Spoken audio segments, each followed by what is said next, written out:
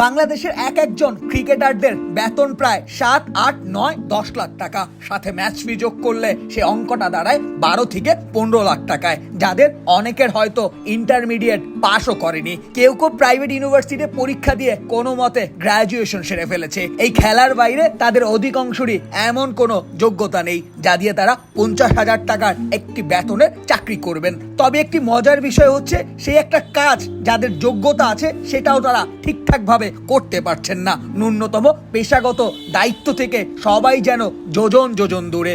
অধিকাংশ ক্রিকেটাররা অন্য দেশে থাকলে হয়তো জাতীয় দলের খেলারই সুযোগ পেত না। এদের এত বিরাট অঙ্কের টাকা দেওয়ার পরও তাদের আউটপুট হতাশাজনক। সবচেয়ে ভয়ঙ্কর বিষয়, শেষ ম্যাচে আফগানিস্তানের বিপক্ষে কাপুরুষের মতো খেলার পরও বিন্দুমাত্র অনুশোচনা নেই তাদের মনে। অবশ্য তাদেরই বা কি দোষ?